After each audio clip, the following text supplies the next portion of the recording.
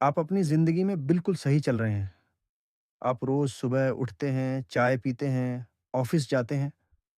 रास्ते में वही पुरानी दुकानें, वही चौराहा, वही मोहल्ला। आपको लगता है आप अपने शहर को जानते हैं। आपको लगता है आप सुरक्षित हैं। लेकिन क्या होगा अगर मैं आपसे कहूँ कि आप जिस सड़क से रोज़ गुज़रते हैं, उससे सिर्फ़ 2 घर छोड़कर किसी की लाश दफ़न है? ये कोई फ़िल्मी कहानी नहीं है।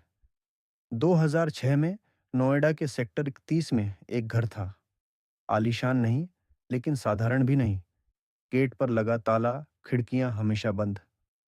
पड़ोसी कहते थे, अंदर एक बिजनेसमैन रहता है। नाम है सुरिंदर कोहली। अच्छा आदमी है, चुपचाप रहता है। पड़ोसियों ने कभी गौर नहीं किया। गौर क्यों करते? हम अपनी जिंदगी में इतने व्यस्त हैं कि दूसरे के दरवाजे के पीछे क्या हो रहा, यह देखने की फुर्सत किसे है? लेकिन उस घर के अंदर अंदर कुछ और ही चल रहा था। दिसंबर की ठंडी रातें, सेक्टर 31 की गलियां सुनसान। उस घर की पिछली खिड़की से कभी कभी आवाजें आती, मदद की आवाजें, लेकिन हवा में घुलकर खत्म हो जाती, क्योंकि वहां कोई सुनने वाला नहीं था। पुलिस स्टेशन 2 किलोमीटर दूर था। पूरे मोहल्ले में स्ट्रीट लाइटें आधी जली, और उस घर में मौत का एक अलग ही बिजनेस चल रहा था। 29 दिसंबर 2006, तारीख याद रखिए। एक महिला की शिकायत दर्ज हुई। उसकी बेटी लापता थी। नाम था पायल, 20 साल। आखिरी बार वो सेक्टर 31 के आसपास देखी गई थी। पुलिस ने शिकायत तो दर्ज कर ली, लेकिन रोजाना दिल्ली एनसीआर से कितने लोग लापता होते हैं? हजारों। फिर एक लड़की की क्या खास? लेकिन इस केस में एक बात अलग थी। पायल की माँ नहीं मानी। वो रोज पुलिस स्टेशन के चक्कर लगाती। रोज एक ही सवाल, मेरी बेटी कहाँ है?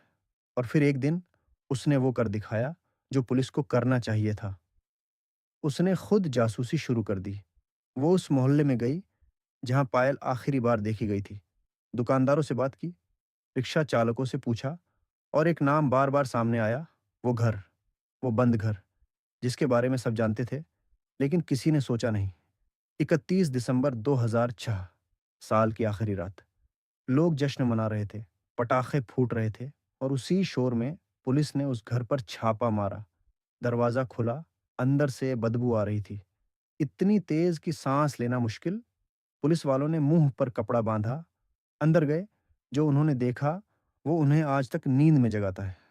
घर के अंदर नहीं, बल्कि घर के पीछे, गली के नाले के पास खुदाई हुई।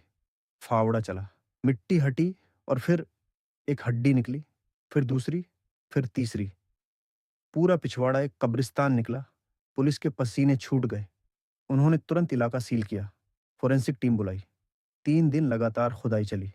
जब गिनती पूरी हुई तो दिल दहल गया।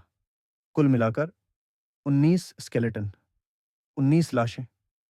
कुछ की उम्र महज 5 साल थी, कुछ की 25। कुछ के चेहरे अब भी पहचाने जा सकते थे।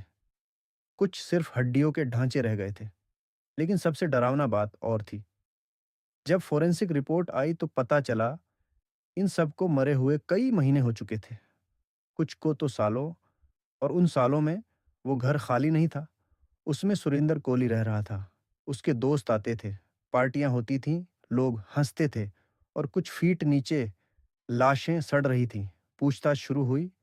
सुरिंदर कोहली ने पहले कुछ नहीं बोला, फिर टूटा, और फिर उसने ऐसा कबूलनामा किया कि पूछने वालों की रूह कांप गई। उसने बताया, यह उसका अकेला काम नहीं था।